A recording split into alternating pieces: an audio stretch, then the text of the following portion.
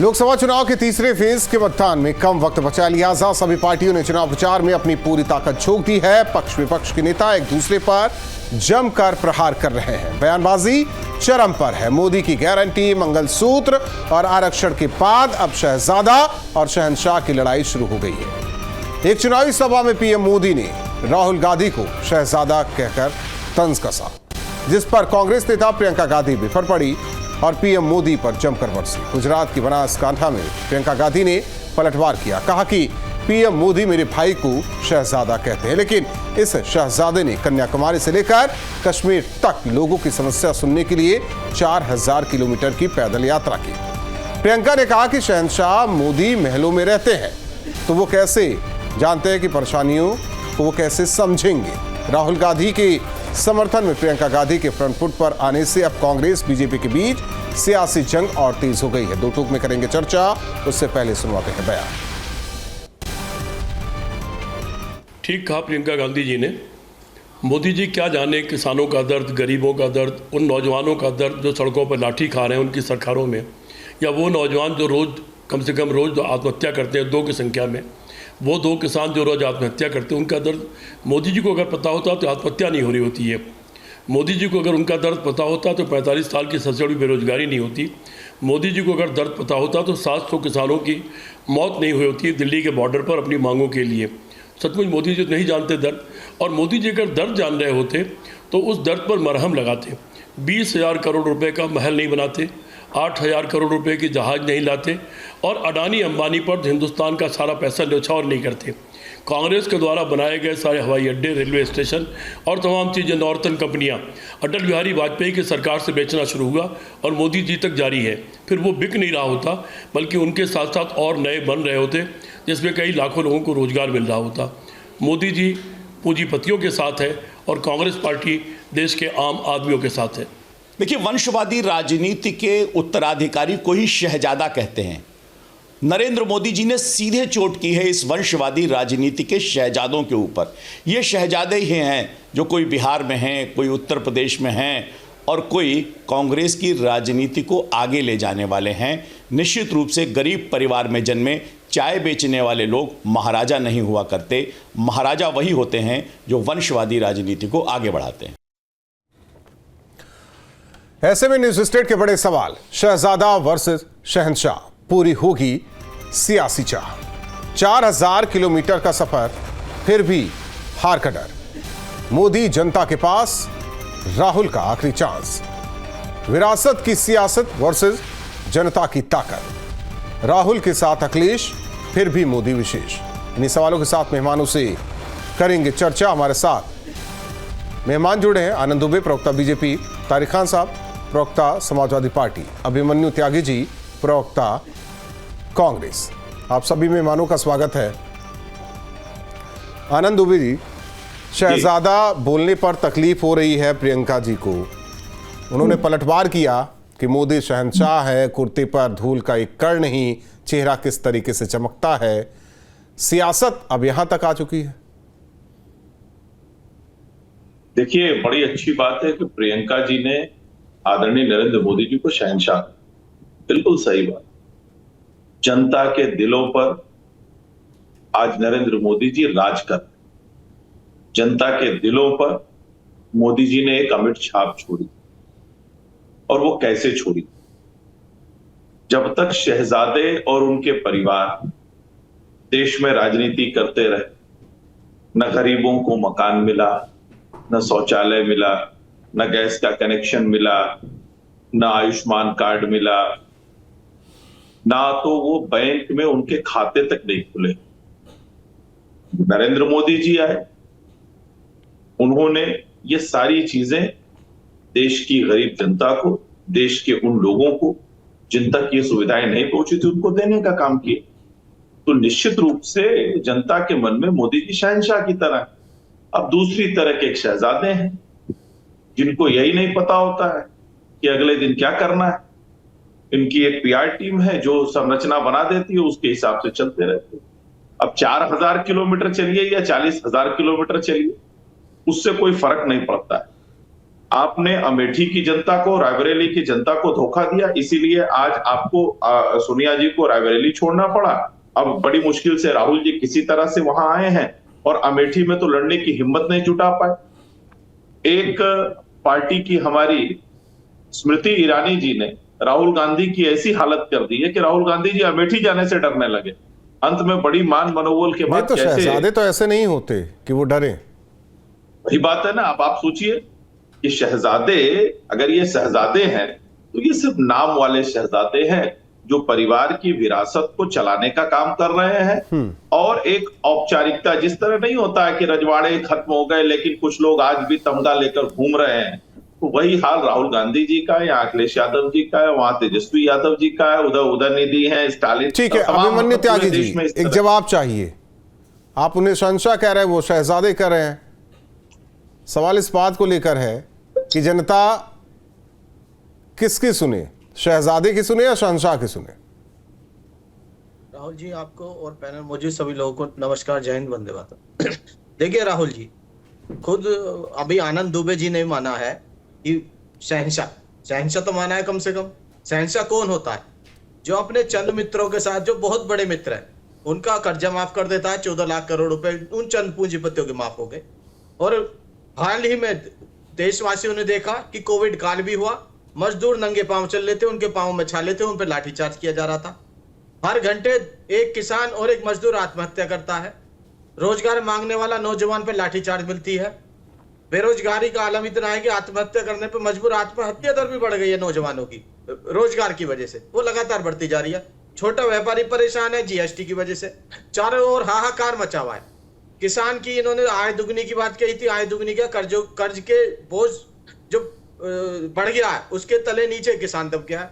तो जो असली शहंशाह है, वो असली शहंशाह अपने उन नवरत्नों के बीच में रहता है जो सिर्फ उन्हें अच्छा दिखाते हैं। असली जो भारत है वो राहुल गांधी ने पदयात्रा में देखा। किसान से मिले, मजदूर से मिले, नौजवान से मिले, मध्य वर्ग से मिले, उनकी पीड़ा जानी। उसके बाद में ये गारंटी, ये मैनिफेस्टो बनाया न्याय की गारंटी, उससे भयभीत हो गए हम प्रधानमंत्री जी। मंदिर, मस्जिद, हिंदू मुसलमान, भारत पाकिस्तान, शमशान, बस यही मुद्दा रह गया। उसका कारण है 10 साल अगर ये कुछ काम करते तो उस मुद्दे पर चुनाव लड़ रहे होते। लेकिन जो 2 चरणों का जो चुनाव हुआ अभी तक, उसमें सबको पता लग गया है कि प्रधानमंत्री जी के चेहरे की जो रंगत थी वो उड़ गई है। और नहीं, प्रियंका जी को तो दिख रहा है कि चेहरा चमक रहा है उनकी, और हार हो रही है। और देखिए, हम कह देना चाहते हैं कि जो असली शहंशाह है उसे जनता के मन का नहीं पता, उसे किसी चीज का नहीं पता। जहां 35 रुपए पेट्रोल देने का वादा कर रहे थे, 100 रुपए में दे रहे हैं। इन्होंने कहा, मुझे लगता है दुबे जी को बहुत जानकारी नहीं है, जीरो बैलेंस अकाउंट नाम से योजना थी कांग्रेस की। ये पक्के मकान की बात करते हैं। इंदिरा गांधी आवास योजना बहुत पहले से चल रहा था। अच्छा है आप चला रहे हैं तो, लेकिन वो कांग्रेस की नीति है। आप तो नोटबंदी लाए थे, उस पर तो चुनाव नहीं लड़ रहे। आप जीएसटी लेकर आए थे, उस पर चुनाव नहीं लड़ रहे। आप तो जो भी चीज लेकर आए थे कहकर, आप काला धन की बात कह रहे थे लेकर आएंगे।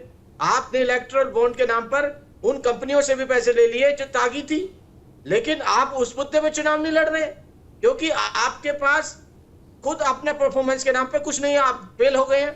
अब आप पे यही मुद्दा रह गया है कि जो राहुल फेल और पास करना तो जनता के हाथ में है। वो तो 4 जून को पता चलेगा कि कौन फेल कौन पास। ठीक, तारिक खान साहब आते हैं, आनंद दुबे आते हैं। तारिक खान साहब, जब शहजादे की बात होती तो एक इशारा अखिलेश यादव पर भी होता है। देखिए, कौन शहजादा है और कौन नहीं, ये तो बातें चलती रहती है, मगर आप थोड़ा सा रहन सहन को स्टडी करिए, आपको पता चल जाएगा कौन कैसा है। माउंट ब्लैक का प्लान इस्तेमाल करते हैं मोदी साहब। 1-1.5 लाख का पेन है। माउंट ब्लैक बहुत बड़ी कंपनी है, जर्मनी। आप चश्मा बुल्गारी का लगाते हैं, मेबैक का लगाते हैं, 20 लाख का आता है। ये सब तो दर्शाता है कि आप बड़े आदमी हैं, बादशाह की तरह रहते हैं। मोमेंटो की आप घड़ी लगाते हैं, कैनिथ कोल का आप जूता पहनते हैं, मर्सिडीज की गाड़ी 16 करोड़ की आपने अभी खरीदी, 8,500 करोड़ के 2 उलन खटोले आपने खरीदे। हमने तो नहीं खरीदते। अखिलेश जी एक वही कुर्ता पैजामा और एक सदरी पहन के, एक दिन में 10 कपड़ा आप बदलते हैं, सोने के तार के लगे हुए कपड़े आप बदलते हैं, ये सब छोड़ दें। ये सब बातें तो चलती रहे। तो अगर आपके यहाँ शहजादे और बादशाह की बात है तो जय शाह क्या है और ज्योतिरादित्य सिंधिया क्या? कुछ तो होंगे, या शहजादे हैं या बादशाह हैं, प्यादे हैं, शतरंज के क्या हैं, कुछ तो होंगे। जनता डिसाइड करेगी क्या है। मैंने छोड़ आपके ऑडियंस के ऊपर। 2 कंपनियों ने कोरोना की वैक्सीन बनाई, एक serum institute of India Covishield बनाई और भारत बायोटेक वो वैक्सीन बनाई। 52 करोड़ रुपए का चंदा लेकर सीरम इंस्टीट्यूट ऑफ इंडिया को चंदा दे दिया, पूरा 79% वैक्सीन का चंदा दे दिया गया। और आप चिल्लाते हैं कि स्वदेशी बनाओ, भारत बनाओ, और जो भारत बायोटेक ने कोवैक्सीन बनाई उसको कोई चंदा नहीं, उसका जो शेयर था वो 21% का था पूरी वैक्सीन। क्यों? उसी ने कह दिया कि लोग मर रहे हैं। जो सीरम वाली को आपने ठेका दिया ढेर सारा, जांच होनी चाहिए। क्यों लिया था आपने 52 करोड़ रुपए भाई? क्या गोलियां, मतलब ऐसी कौन सी जरूरत आन पड़ी आपको 52 करोड़ रुपए लेने की? अगर उसने दिया, क्या आपने 110 करोड़ डोज का चंदा, आपने 110 करोड़ डोज का आपने ठेका दिया उस कंपनी को, क्यों दिया? जनता पूछ रही है। उसको डर है कि उसको हार्ट अटैक ना आ जाए, मुझे अभी अचानक से ना आ जाए, आपको ना आ जाए, पैनल में बैठे हुए किसी भी लोगों को आ जाए, पता नहीं मर जाए अचानक से। तो भाई हमारे जानने का अधिकार है कि नहीं? क्यों दिया चंदा? भारत बायोटेक को क्यों नहीं दिया? खाली मेक इन इंडिया नाटक करने के लिए शेर चीता बना दिया, ऐसे शेर आ रहा है। अब Bharat India make in India नाटक करने के लिए, मुंह से बोलने के लिए खाली। गाड़ी से चलोगे विदेशी, तो आप इंडिया महिंद्रा से क्यों नहीं चलते? आप मर्सिडीज पे बैठते हो, मोहेंडो का सारा अभी मैंने जितने ब्रांड गिनाए सब विदेशी। ठीक है, आनंद दुबे जवाब दे दीजिए। करते हो भाई आप? देखिए, सबसे बड़ी बात है कि जिन अखिलेश यादव की पार्टी से ये आज भी नरेंद्र मोदी जी पे इन्होंने तमाम सवाल उठा दिए। पता नहीं ये नरेंद्र मोदी जी के घर जाके उनका सारा ब्रांड देख के आए हैं, नाप के आए हैं। लेकिन इनको बताना चाहिए कि मुलायम सिंह जी ने जब राजनीति शुरू की और आज उनके परिवार की आर्थिक स्थिति क्या है, आर्थिक हालत क्या है, क्या था उनके पास और कहां तक पहुंच गए हैं, तो ये बताने की जरूरत नहीं है कि किसने राजनीति से धन कमाया और किसने राजनीति को सेवा के भाव से देखा। एक विषय। दूसरा विषय ये है, इन्होंने अभी वैक्सीन पे सवाल उठाने का काम किया। देखिए, मैं आपको कहता हूं ना, ये जितने भी प्रोपेगेंडा, देश के सामर्थ्य पर सवाल उठाने की जितनी भी चीजें हैं, तमाम रिसर्च आए हैं, तमाम हमारे देश के डॉक्टर्स ने, तमाम लोगों ने कहा कि इस तरह की कोई दिक्कत नहीं है, लेकिन उसके बावजूद भी पूरी तरह से लोगों को भ्रमित करने का काम, लोगों को डराने का काम ये विपक्षी दल कर रहे हैं। जब कोरोना की वैक्सीन बनी थी तब भी गुमराह करने का काम इन लोगों ने किया। जब कोरोना में पूरा देश एक साथ खड़ा था तब भी इन लोगों ने गुमराह करने का काम किया और आज भी गुमराह करने का काम कर रहे हैं। किसी भी मौके पे जहां देश के साथ खड़ा होने की बात होती है नहीं करते हैं। कांग्रेस के प्रवक्ता बड़ी बड़ी बातें कर रहे थे, अपने मित्रों के लिए करते हैं। अरे साहब, आप बता दीजिए कि केरल में विंझम पोर्ट आपने अडानी को क्यों दे दिया? गिधमुड़ी और पथुरिया जो खदान है कोयले की छत्तीसगढ़ में, वो आपने क्यों दे दिया उनको? आपने पंजाब में उनको कॉन्ट्रैक्ट दिया, आपने राजस्थान में उनको कॉन्ट्रैक्ट दिया, और छोड़ दीजिए मुद्रा पोर्ट की जो जहां अडानी जी ने मुद्रा पोर्ट बनाया है उसकी 85% जमीन जो है कांग्रेस शासन काल में एक्वायर की गई। तो आप कहां से कर रहे थे उनके साथ? वाड्रा साहब उनके हवाई जहाज में उड़ते हैं। धीरू भाई अंबानी के परिवार से कांग्रेस पार्टी के किस तरह से रिश्ते रहे हैं बताने की जरूरत नहीं है। दिल्ली और मुंबई के हवाई अड्डों को प्राइवेट करने का काम, प्राइवेट हाथों में बेचने का काम कांग्रेस पार्टी ने किया। 1 लाख करोड़ जो है विनिवेश के जरिए देश की संपत्ति बेच के जुटाने का काम कांग्रेस पार्टी ने किया है। कम से कम बोलने से पहले कुछ अपना इतिहास तो पढ़ लीजिए। लेकिन सिर्फ झूठ फैलाना, झूठ बोलना, ये कांग्रेस हो या समाजवादी पार्टी हो उसका काम है, और इसीलिए इनकी हकीकत को जनता समझ चुकी है। और जिस नोटबंदी और जीएसटी की बात कर रहे हैं ना साहब, आप उस पर चुनाव लड़के देख चुके, और देश की जनता ने उस पर मुहर लगाया है कि जीएसटी हो या नोटबंदी हो, यह देश हित में किया गया था और उसका फायदा देश को मिल रहा है। अभिमन्यु त्यागी जी। देखिए राहुल जी, इतना तो अब साफ हो चुका है, ये चुनाव है, चुनाव जनता वर्सेस भाजपा है। 2 करोड़ हर वर्ष रोजगार देने का वादा करने वाले नरेंद्र मोदी जी अब नहीं बोलते हैं कि हमने इतनी नौकरियां दी, क्योंकि नौकरियां दी नहीं गई हैं। कहां 20 करोड़ रोजगार मिलना था, कहां कुछ सरकार का आंकड़ा है कि 12 करोड़ रोजगार घट गया देश से। सारी कंपनियां, नवरत्न कंपनियां, तेल घेल भेल समेत, ये एयरपोर्ट, ये हवाई अड्डे कांग्रेस की बनाई हुई है। इन उनको अपने चंद नहीं तो आपके भी देखिए, आपके घोषणा पत्र में नौकरी की बात राहुल गांधी भी कह रहे हैं, लेकिन दिया कैसे जाएगा ये तो बताइए। मैं मानता हूं कि बीजेपी ने भी कहा। राहुल जी जब देश आजाद हुआ एक ओलपिन की फैक्ट्री देश में नहीं थी। कैसे बात कर रहे हैं आप, झूठ क्यों बोल रहे हैं? आप बता दीजिए, आप बता दीजिए अभिमन्यु त्यागी जी।